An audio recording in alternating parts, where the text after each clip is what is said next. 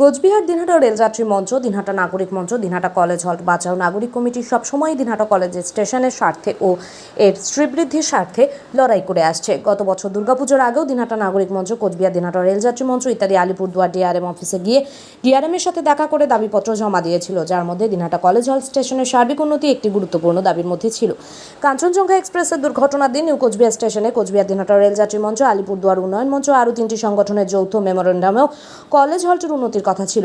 সর্বোপরি কলেজ হল বাঁচাও নাগরিক কমিটি, দিনহাটা নাগরিক মঞ্চ দীর্ঘদিন ধরে অক্লান্ত লড়াই করে যাচ্ছে কলেজ হল স্টেশনের বিভিন্ন ন্যায্য দাবির স্বার্থে। এসব সত্ত্বেও কলেজ হল স্টেশনের ছোট্ট ছোট্ট অত্যন্ত প্রাথমিক রেলযাত্রী সম্পর্কিত বিষয়গুলি রেলের দৃষ্টি বঞ্চিত হচ্ছিল। সোমবার কোচবিহার দিনহাটা রেলযাত্রী মঞ্চের কনভেনার অধ্যাপক ডক্টর রাজা ঘোষ দিনহাটা কলেজ হল স্টেশনে গিয়ে দেখতে পান যে 3টি ফ্যানের মধ্যে কেবলমাত্র একটি মাত্র ফ্যানই কাজ করছে। তিনি তৎক্ষণাৎ নিজের ব্যক্তিগত এক্স হ্যান্ডেল থেকে আলিপুরদুয়ার ডিআরএম, জিএম, উত্তর পূর্ব সীমান্ত রেলওয়ে ও ভারতের রেলমন্ত্রীকে বিষয়টি অবগত করার জন্য টুইট করেন। 4 ঘন্টার মধ্যে ওনার টুইটে ডিআরএম অফিসের অফিসিয়াল এক্স হ্যান্ডেল থেকে দুবার রিপ্লাই আসে এবং জানানো হয় যে প্রত্যেকটি ফ্যানকে ঠিক করা হয়েছে এবং প্রত্যেকটি ফ্যান বর্তমানে কার্যকর রয়েছে। কলেজ হল স্টেশনে ফোন করে জানা গেছে যে সোমবার রাতে সমস্ত ফ্যান ঠিক হয়েছে, আজকে লাইটগুলিও ঠিক করার কথা। কোচবিহার দিনহাটা রেলযাত্রী মঞ্চের কনভেনার আরও জানান যে বামুনহাট রেলযাত্রী সমিতির শুভঙ্কর ভাদুরী ও নিগমনগরের অনুপম মোদক আমার এই মূল টুইট পোস্টটি শেয়ার ও লাইক করেছিলেন।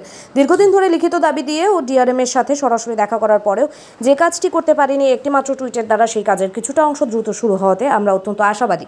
তিনি আরও বলেন, যদিও 22 আগস্ট 2022 সালেও একই ধরনের টুইট আমি জিএমএনএফআর কে করেছিলাম, কারণ ওই দিন কলেজ হলটির একটি ফ্যানও কাজ করছিল না। যাই হোক, সামাজিক গণমাধ্যমের সঠিক ব্যবহার সম্পর্কে যুব সমাজকে অবহিত করা এবং এর মাধ্যমে রেল আন্দোলনকে আরও শক্তিশালী করা পরবর্তীতে আমাদের একটি বড় এজেন্ডা হবে।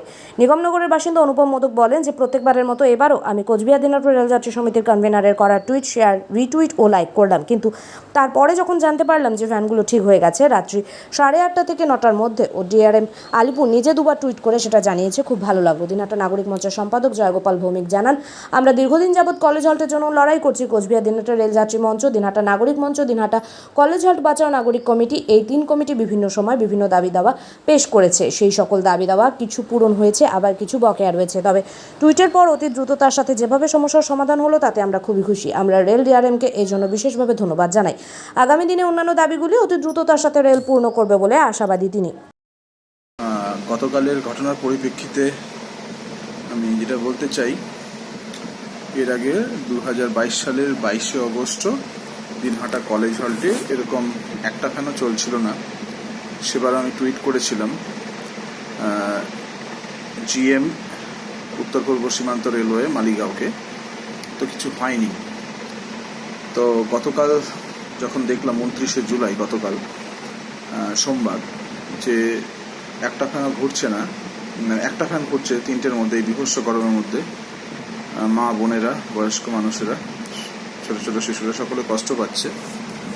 অন্যদিন যেমন আমি কাউন্টারে গিয়ে বলি, কালকে আর বললাম না, টুইট করলাম ডিআরএম, জিএম এবং রেল মিনিস্টারকে। তো 4 ঘন্টার মধ্যে দুবার রিপ্লাই পেলাম ডিআরএম আলিপুরদুয়ারের কাছ থেকে, এবং লেখা হলো যে হয়ে গেছে, সারানো হয়ে গেছে, ফ্যানগুলো ওয়ার্কিং কন্ডিশনে আছে। এবং আজকে সকালে খবর পেলাম যে ফ্যানগুলো সত্যিই ঠিক হয়েছে কলেজ স্টেশন থেকে, কলেজ হল স্টেশন থেকে, এবং সঙ্গে সঙ্গে লাইটও ঠিক করা হবে। তো আমরা অত্যন্ত আশাবাদী, কারণ এর আগে আমরা একাধিকবার চিঠি দিয়েছি কলেজ হল নিয়ে, ডিআরএমের সঙ্গে দেখাও করেছি, কিন্তু সেটা করে যা না হয়েছে, কালকে টুইট করে দেখলাম অনেকটা কিছু হলো। তো একইভাবে আমরা বর্তমান প্রজন্মকে সোশ্যাল মিডিয়া, সামাজিক গণমাধ্যমের সঠিক ব্যবহার সম্পর্কে সচেতন করতে চাই, এবং এটা আমাদের ভবিষ্যতে একটা বড় এজেন্ডা হবে, সোশ্যাল মিডিয়ার মাধ্যমে রেল আন্দোলনকে শক্তিশালী করা।